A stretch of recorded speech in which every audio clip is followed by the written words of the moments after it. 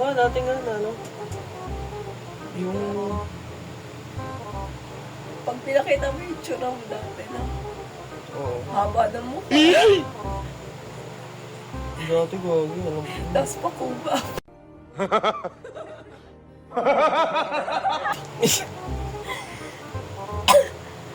Tama, di ba? Dati. Pero Pero ilang years? yung... 2016 yun. Nagkasakit ka. Di ba, ano, mga June ata nag-stop na trabaho. Oh, June. Mga 2016, no? Ha? 2016. 2016.